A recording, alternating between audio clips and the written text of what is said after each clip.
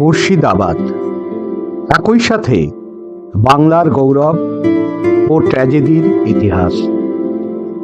মুর্শিদাবাদ কেবল একটি শহরই নয়, এটি বাংলার বীরত্ব, ষড়যন্ত্র এবং রাজনৈতিক পরিবর্তনের সাক্ষী। আজ এটি একটি জেলা শহর হলেও এর অলিতে গলিতে আজও নবাবী আমলের আভিজাত্য এবং ইতিহাসের করুণ দীর্ঘশ্বাস অনুভব করা যায়।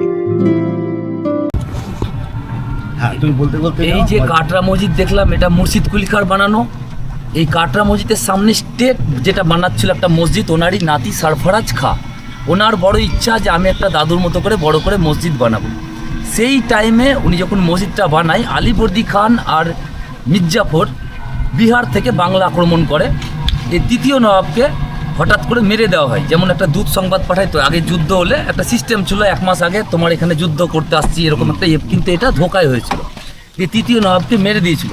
আর এইখানকার যে চতুর্থ নবাব হয়েছিল আলীবর্দী খাঁ, এটা কিন্তু পুরোপুরি মির্জাফরের সাপোর্টে। তখন কিন্তু মির্জাফর বেঈমান না, মির্জাফর জায়েবুর হয়ে অনেক কাজ করছে। আলীবর্দী হলো মির্জাফরের জামাইবাবু, মানে দুঃসম্পর্কেরই হলেই যায়। তখনকার দিনে মির্জাফরদের অনেক লাঠি লাঠাল বংশওয়াল অনেক কিছু, তাদেরকে ব্যবহার করে আলীবর্দী এখানকার জয়ী হয়ে চতুর্থ নবাব হয়েছিল।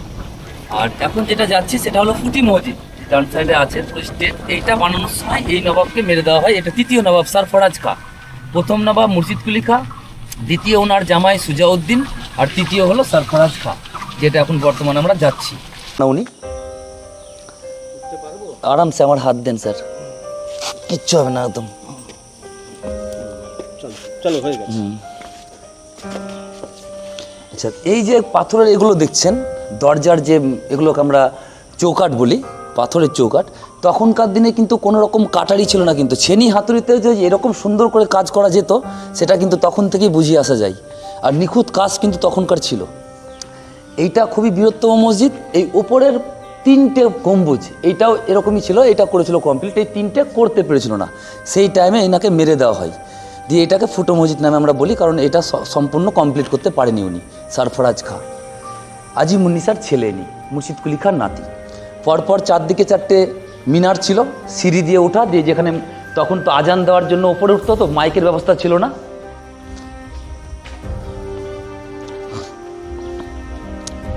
এই সেই ওপরে ওঠার রাস্তা, এগুলো আমরা ইয়ং জেনারেশন উঠে পড়তে পারি এখনো। পুরো রাউন্ড করে খুব সুন্দর করে সিঁড়ি করা আছে, পুরো একদম 4টে মিনার ছিল। সেই মিনার এই দুটো আছে, আর ওই দুটো হয়তো ভেঙে গেছে। আর ভূমিকম্প এখানে 72 সালে 71 সালে ভূমিকম্প হয়েছিল, যখন কাটরা মসজিদের কিছু অংশ ভেঙে যায়। এইটা তো ভাঙার বলতে বলতে ওই মিনারগুলো ভেঙে যায়, এটা তো কমপ্লিটই করতে পারেনি ইনি, কারণ এইটা করার সময়তেই আলীবর্দী আর মির্জাফর এনাকে হঠাৎ করে মেরে দেয়। ইনি নবাবদের মধ্যে একটু আলস্য নবাব ছিল, মানে বাইরে থেকে কিছু হচ্ছে কি আক্রমণ হচ্ছে সেগুলো এনার কোনো ভুরুক্ষেপ ছিল না। যেমন এটা হয়তো মুর্শিদ কুলি খাঁ কিংবা সুজাউদ্দিনের টাইমে হলে অত সহজেই আলীবর্দী খাঁ কিংবা মির্জাফর মেরে উঠতে পারতো না। মানে সুজাউদ্দিন ছিল ইনার যে বাবা, সবচেয়ে শক্তিশালী নবাব বাংলার, ওনার নাম সুজাউদ্দিন। আর এইখানে আমাদের মুর্শিদাবাদে কিছু ছেলেপেলে এরকম আছে যারা, আমি কি চাই ইতিহাসটাকে অ্যাডভার্টাইজ করতে, যে আমার দেশে এত কিছু আছে, কিন্তু এরাই যেটা চায় না যারা, তারা খুব ভুল করে। কারণ অনেকজনের জন্মস্থানে অনেক কিছু পায় না, আর আমি যে পেয়েছি সেটা আমি খুব গর্ববোধ মনে করি যে এগুলো আমাদের জন্মভিটায় এগুলো আছে। তাই আমি এগুলো সবকে দেখাতে চাই, এটা আমাদের বাংলার অ্যাডভার্টাইজ করতে চাই, আর আমাদের মুর্শিদাবাদে আসলে এতটাই কিছু আছে যে ঘুরতে ঘুরতে আপনার দিন কেটে যাবে। তবে আমি কতদিন সরকার পক্ষ থেকে আমি ইউটিউবওয়ালাও নিয়ে এসেছি, আমি হিরাজিল নিয়ে গেছি নিউজওয়ালাকে, জানেন তো। এগুলো যদি একটু কেন্দ্র সরকার থেকে একটু মেনটেন করে না তো হয়ে যাবে। আমাদের স্টার্টিংয়ে জাহানকোষা কামান দেখা হলো, দ্বিতীয় স্পট কাটরা মসজিদ দেখা হলো, তৃতীয় স্পট ফুটো মসজিদ দেখানো হলো। এবার আমরা যাব কাঠগোলাপের বাগানবাড়ি। কাঠগোলাপের বাগানবাড়ি অর্থাৎ এটাকে বোঝানো হয় এই কারণে কাঠগোলাপের বাগানবাড়ির নাম হয়, তখনকার দিনে 4 ভাই শ্রীপদ সিং, লাজপত সিং, প্রজাপতি সিং, অমৃত সিং, এরা আসে, এরা জৈন, এরা ব্যবসা করতে আসে, এরা মারোয়ারি। নবাবের কাছ থেকে 260 বিঘা সম্পত্তি এরা লিজ নেয় 999 বছরের জন্য। এদের কাজটা ছিল, কারণ তখন নবাবদের রান্নাঘরে কোনো রকম গ্যাস ব্যবহার হতো না, জ্বালানি ব্যবহার করা হতো, গাছের কাঠ যাকে বলা হয়।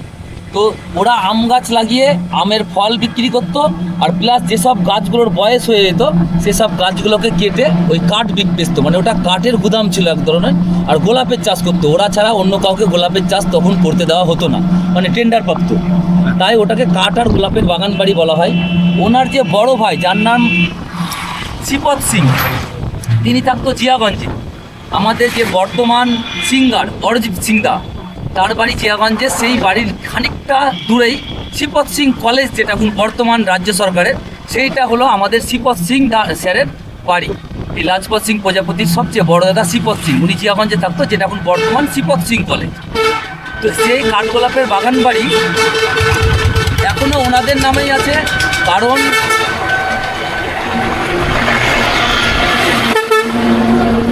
হয়তো দর্শকবৃন্দ একটু অসুবিধা হচ্ছে, কারণ এটা NH-34 ন্যাশনাল হাইওয়ে, যাওয়ার পথে লরির আওয়াজ, ট্রাক, বাস অনেক কিছুই চলবে, এর জন্য দুঃখিত আমরা। তো ওই জায়গাটাই এখনও ওনাদেরই আছে, কোনো সরকারকে দেয়নি, কেউ হস্তক্ষেপ করতে পারেনি, ওনারাই মালিকানা এখনও। মোটামুটি ধরেন 400 বছর মতো হচ্ছে, এখনও 999 বছরে, মানে 100 বছরের ব্যাপার, এই 1000 বছরের ব্যাপার, এখনও 600 বছর ওদেরই থাকবে। তো এখনও সে পুরনো গোলাপের চাষ হয়, আর কাঠ বেচা কিনা হয় না। এখন তো ওরা রাজার হালে আছে, এখন তো 260 বিঘার মালিক, মানে বিশাল ব্যাপার। তো আমরা যাই কাঠগোলাপের বাগানের সামনে।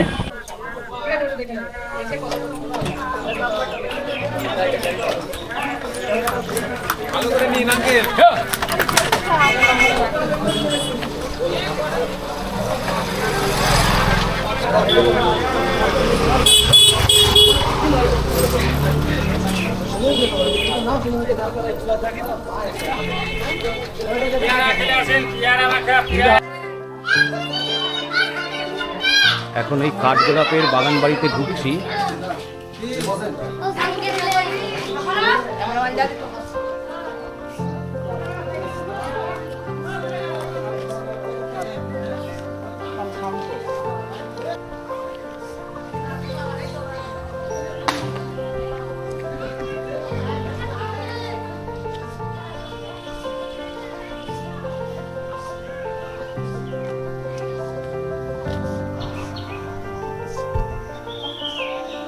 এটা রাজা প্রতাপ সিং দুয়ারের স্ট্যাচু।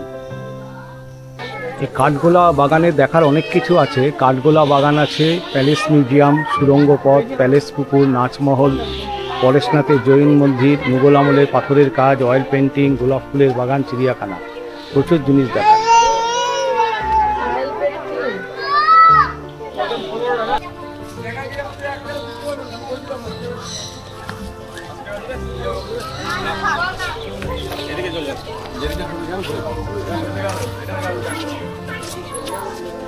রাখতে ও পানি এসে পানি এসে রাখতে ছিল।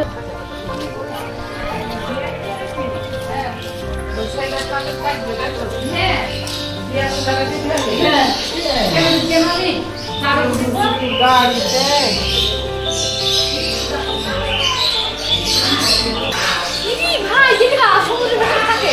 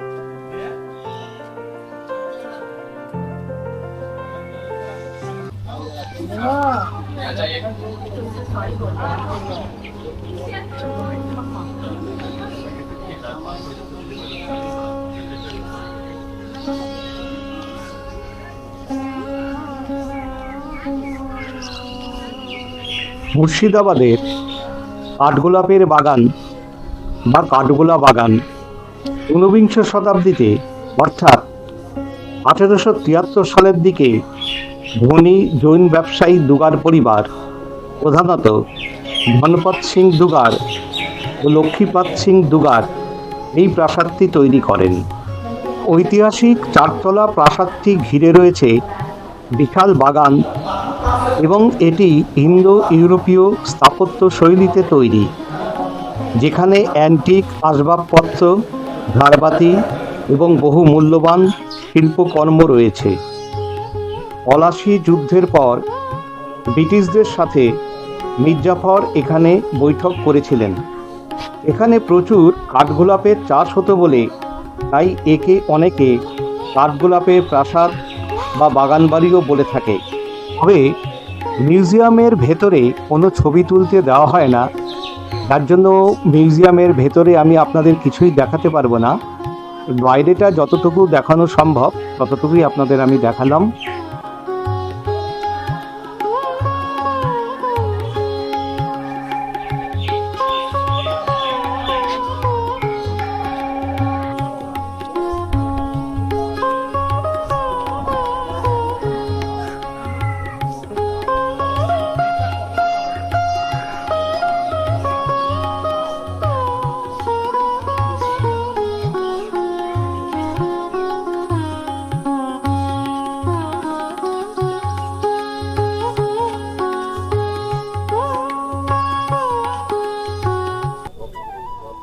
আমরা এখন কাঠগোলা ভবনে এসেছি। এই কাঠগোলা ভবন দেখতে যাচ্ছি। এই সামনে রয়েছে গণেশ দা, শ্যামল দা, প্রণব দা এবং গৌতম দা।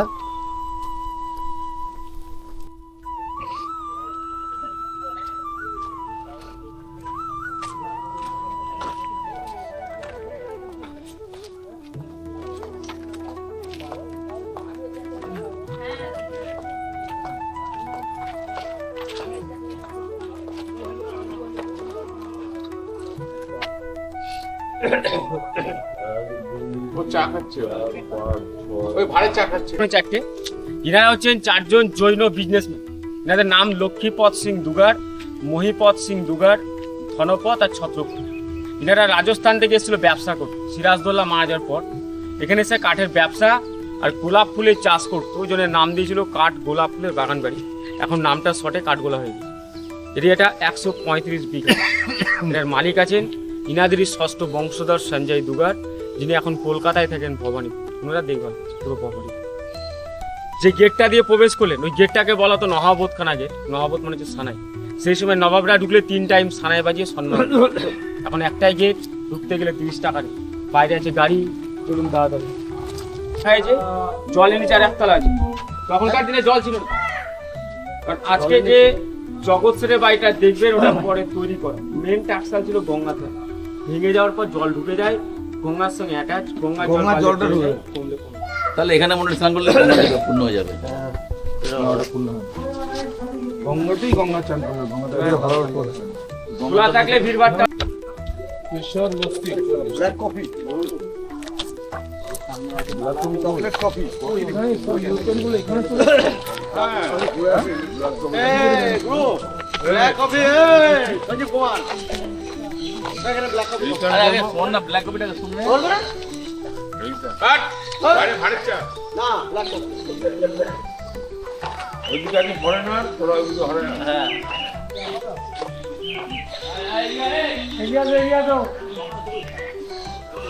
গুপ্তর এক যে ছিল রাজা, অঙ্কুশের বল দুর্গা মাইকি, আমি সিরাজের বেগম, একেন বাবু, মহাপীর তারাপীঠ, এরকম অনেক সিরিয়াল সিনেমা হয়েছে।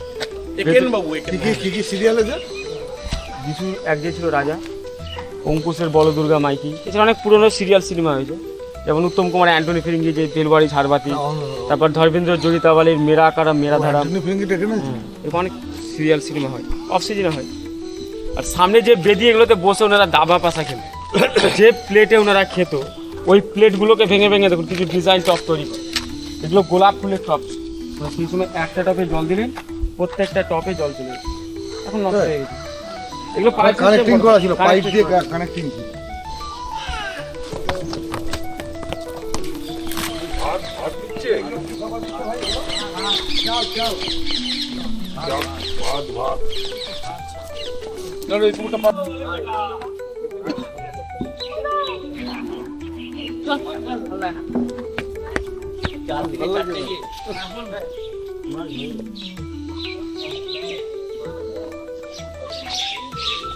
বাড়ির মহিলারা স্নান করতো, মাছ নিয়ে জলও ফেলে খেলতো, মাছটি সোনার নদ করে রাখতো। মরে গেলে সেই মাছকে সমাধি দিয়ে ওখানে স্ট্যাচু তৈরি করে, মাছের স্ট্যাচুগুলো ভেতরে রাখা।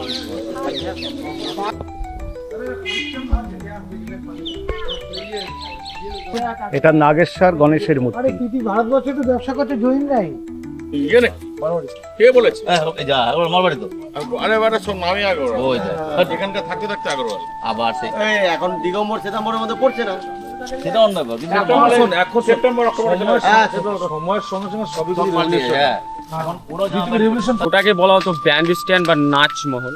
দিনের বেলা তাদের ছেলে মেয়েদেরকে আনন্দ দেওয়ার জায়গা, সন্ধ্যাবেলা ব্রিটিশ নবাবরা আসতো তাদেরকে এন্টারটেনমেন্ট করে। কিরকম ভাবে? মানে নর্তকী নিয়ে আসতো, নর্তকীরা নাচতো, আর এইরকম ওপেন থাকতো না, টোটালটা বেলজাম গ্লাস দিয়ে ঘেরা থাকতো। আমি বলে দিই, এই বাগানটাই ছিল একটা এন্টারটেনমেন্টের জায়গা।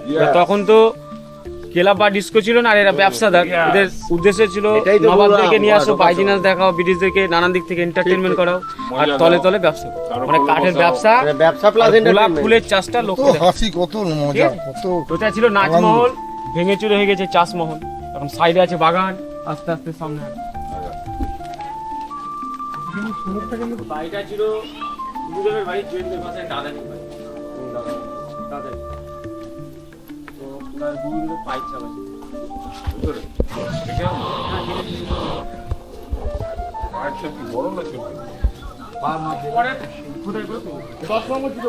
শ্বেত চাপা ফুলের গাছ। এদিকে আস। কত বছর বয়স এটা?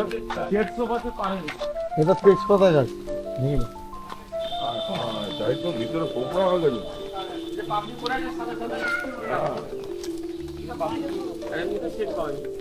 কিছু নাই ভেতরে, শুধু ছাল, মেন কাণ্ডটাই নেই। মানে ভেতরটা ফেপে 3টে ভাগ, 2 ভাগ দাঁড়িয়ে, এই ভাগটা দেখুন পরে গিয়েও গেছে। তেজপাতা শ্বেত চাপা। সামনে তাকিয়ে হাত সব করে উল্টো করবি বসিয়ে এই গাড়িটা রোড রয়েল না রোড টিকেটার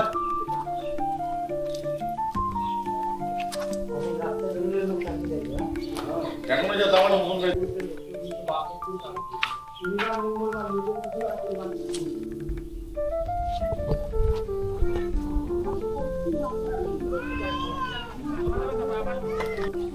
এটা শুনলাম না ভাই, এই পুকুরে পদ্ম ফুলের চাষ হতো। পদ্ম ফুলের জৈন মন্দিরে পুজো দেওয়া, যেটা জৈনদের মন্দির। আদিনাথ, পরেশনাথ আর পদ্মাপুর মূর্তি আছে। এই দুটো ফুলের মন্দির আছে। ভেতরে বাদ দিয়ে বাকি আউটসাইডে ছবি। তাহলে আমার কমপ্লিট, হ্যাঁ আমাকে দিয়ে দেন, লাস্ট পার্ট মধ্যে পাই একটু পেয়ালা বলে না ভাবছি আপনাদের আমার কমপ্লিট, আমাকে দিয়ে দেন গাড়িতে পার্ট মধ্যে। আচ্ছা, আমরা আগে যে দেখেছিলাম কাঠগুলা সেই শীতের দিয়ে কাঠের একটা ঘর, তার মাঝখানে জলের মাঝখানে দিয়ে মন্দির। ওটা আপনার জগৎ থেকে বাড়ি যাবে। বাগানের প্রাঙ্গণের ভেতরে এইখানে রয়েছে চমৎকার কারুকার্য খচিত একটি জৈন মন্দির, যা আদিনাথ মন্দির বা কাঠগোলা মন্দির নামে পরিচিত।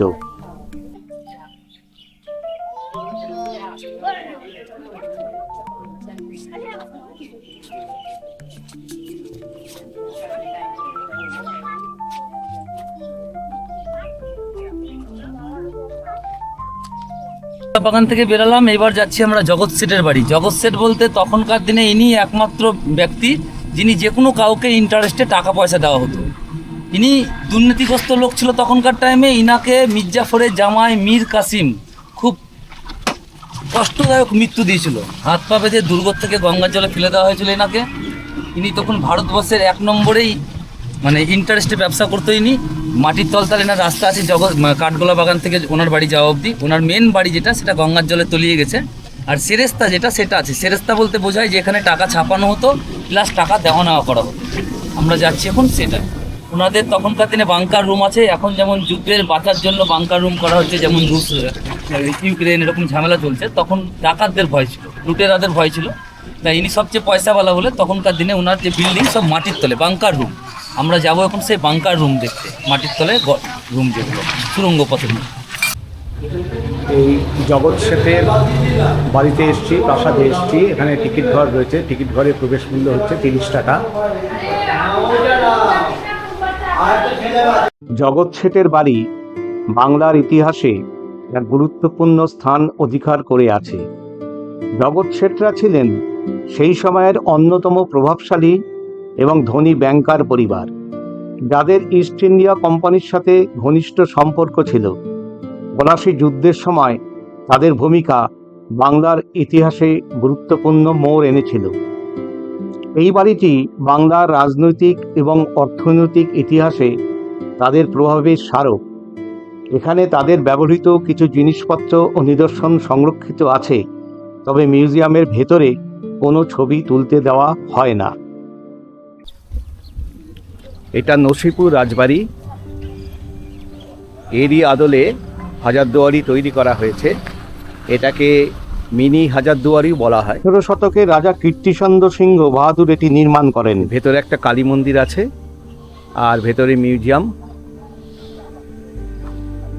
আমরা ভেতরে ঢুকবো না, বাইরে থেকেই দেখে নিচ্ছি, কারণ হাজারদুয়ারিতে আমরা যে জিনিসগুলো দেখে এসেছি এখানেও সেই জিনিসগুলো, তবে ভেতরে ছবি তোলা যায় না, সুতরাং ভেতরে কিছুই আপনাদের আমি দেখাতে পারবো না। শুধু বাইরে থেকে আপনাদের এই নসিপুর রাজবাড়িটা দেখাচ্ছি। এটা হলো নসিপুর রাজবাড়ি, দেবী সিংহ রায় এনার নাম। ইনি নিজে যাকে সাজা শোনাতো নিজেই তাকে ফাঁসি দিত, মানে জজ প্লাস জল্লাদ ইনি নিজেই। যিনি কর না দিতে পারতো, ইনি মিটিংয়ে যখন বসতো নিজেই জজ হয়ে সাজা শোনাতো, যেনার ফাঁসির সাজা দেওয়া হলো ফাঁসির কাঠগড়ায় গিয়ে নিজেই ইনি ফাঁসি দিত। মানে ইনি জজ প্লাস জল্লাদ। ইনার 25 চূড়ার কালী মন্দির আছে, যেটা পুজো দিয়ে একটু এদিকে আসলে মন্দিরটা দেখানো যাওয়া সম্ভব।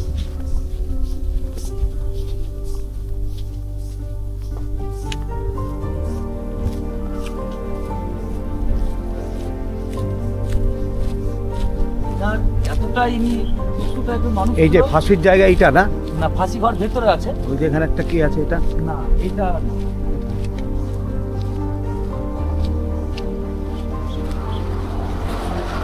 আমরা লক্ষ্য করতে পারি 25 হ্যাঁ। চূড়া, এই পাশে এখান থেকে স্পষ্ট বোঝা যাবে। ওটা ডাকাতকালী মন্দির। ডাকাতকালী মন্দির বলতে বোঝায় যেমন আমরা তারকেশ্বর যাই, সেই মায়ের পায়ের নিচে শিব থাকে না।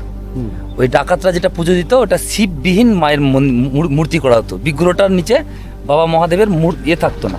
ওইটাই পুজো দিয়ে উনি ডাকাতি করতে বেরোতো। ইনি ডাকাতি মানে এতই কঠোর লোক, ইনি খুব দস্যু টাইপের লোক যে নবাব অবধি বাধ্য হয়ে ইনাকে খানিকটা রাজত্ব দিতে বাধ্য হয়েছিল। পরে ইনি রাজাও হয়েছিল, দেবী সিংহ রাজা, কিন্তু আগে ডাকাত ছিল।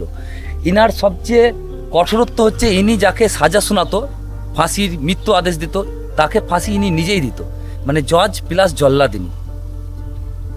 আমরা এইখানটা দাঁড়িয়ে নসিপুর রাজবাড়িটা পেরিয়ে এসে এটা ভগবান মহন্ত দাসের আখাড়ায় আসলাম। আখাড়া বলতে বোঝায় তখন হিন্দুদের পুজো পালের সঙ্গে দেহ রক্ষার জন্য একটা কুস্তি শেখানো হতো, সেই আখাড়া এটা। এটাই সবচেয়ে মূল্যবান ধাতু আছে রূপো, 22 মণের রথ, চাঁদির 22 মণের রথ আছে। আর সবচেয়ে অ্যান্টিক ব্যাপার হলো ভারতবর্ষে যে ফার্স্ট 4 হুইলার উঠেছিল ইস্ট ইন্ডিয়া কোম্পানির 4 চাকা, ইনি 80 টাকা মূল্যে একটা ফার্স্ট লটের 4 চাকা কিনেছিল, সেটাও বর্তমান এখানেই রাখা আছে।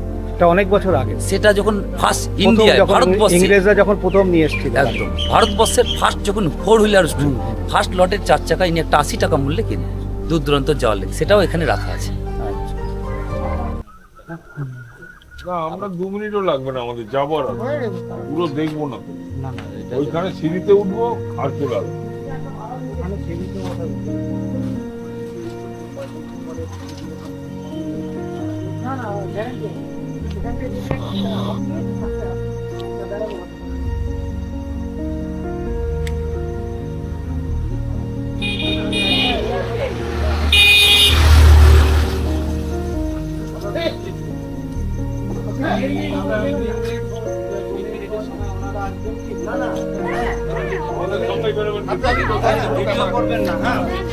যাবো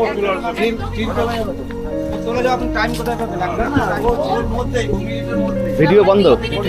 আমরা মির্জাপুরের কবরস্থান পেরিয়ে এখন আসলাম আজিম কাটরা মসজিদ। আজিম কাটরা মসজিদ বলতে আজিম উন্নিসা বেগমকে এখানে জিয়ান্ত কবর দেওয়া হয়েছিল। ইনি দ্বিতীয় নবাব সুজাউদ্দিনের ওয়াইফ। ইনার কারণ ইনি তখনকার দিনে এনার একটা অসুখ হয়, তখন কোনো ডাক্তার মেডিসিন ছিল না, তখন ছিল বৈদ্য। সে ব্যাধ বলেছিল বাচ্চা ছেলের হার্ট রক্তাক্ত হয়, সে হার্ট খেলে ইনার অসুখটা সেরে যাবে।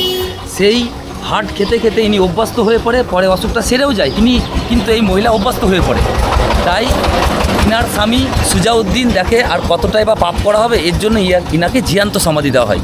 যে কবরটা সিঁড়ির নিচে আছে, আর উপরে মসজিদ ছিল, নমাজিরা উঠতো, নমাজ পড়তো, ওনার পাপ খেয়ে হতো বলে 1971-72 সালে আমাদের মুর্শিদাবাদে ভয়ানক ভূমিকম্প হয়। সেই ভূমিকম্পে এই মসজিদ ভেঙে পড়ে, কিন্তু এটার নাম ওই আজিমুন্নিসার নামেই আজিম কাটরা মসজিদ বলা হয়। মির্জাফরের বাড়ির গেটের সামনে দাঁড়িয়ে আছি। এই জায়গাটার নাম হলো জাফরাগঞ্জ নিমুখারাম ডহরি। ডহরি বলতে গেটকে বোঝায়, এটা হলো প্রবেশ গেট। ভেতরে বাড়িটা আছে যেখানে মির্জাফরদের ও যখন প্রধান সেনাপতি ছিল, টোটাল ফ্যামিলি নিয়ে বসবাস করত। নবাব সিরাজদৌল্লা যখন পলাশির যুদ্ধের সময় পলাশির থেকে ওনাকে মীর মদন পালাতে সাহায্য করে, ওখান থেকে যিনি গা ঢাকা দেয় সিরাজদৌল্লা, 2-3 দিন পর আশরাদহর ঘাটে ওনাকে ধরা হয়, দানেশ ফকির ধরে। এইখান থেকে মিরনরা ঢেড়া পিটাই শুনুন শুনুন শুনুন বলে, যে সিরাজকে লুৎফাকে ধরিয়ে দিবে তাকে 1001 টাকা পুরস্কৃত করা হবে। ভগবানগোলার ঘাটের মাঝি দানেশ ফকির সিরাজকে দেখে চিনে ফেলে ওনার পায়ের জুতার জন্য আর ওনার হাইটের জন্য। সেই সিরাজকে এখানে বন্দি করে রাখা হয়। এখানেই সিরাজকে নৃশংসভাবে হত্যা করা হয়। সিরাজকে যে মেরেছিল তার নাম মোহাম্মদী বেগ। মারতে যিনি আদেশ দেন মির্জাফরের ছেলে, ওনার নাম মিরন। সিরাজকে মারার পর নৃশংসভাবে কেটে বস্তায় বন্দি করে হাতির পিঠে করে এই গেট দিয়ে ওনাকে বের করা হয়। এই গেট দিয়ে বের করে চক বাজার আছে, ওই চক বাজারে ওনার দেহকে ঘোরানো হয়েছিল। এটা হলো মির্জাফরের বাড়ির গেট, ভেতরে বাড়িটা আছে, ওর বংশাবলী এখনো বসবাস করে।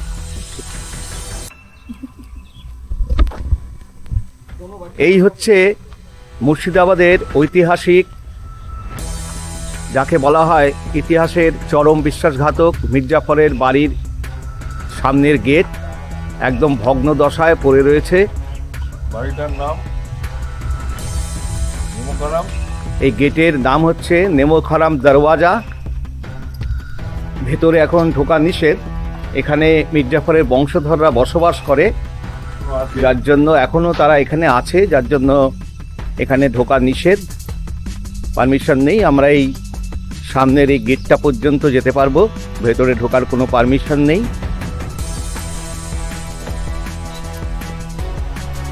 ভারতবর্ষে মির্জাফর এখনো আছে।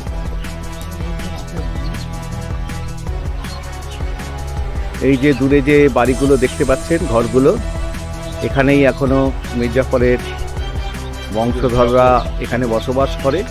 যখন নয়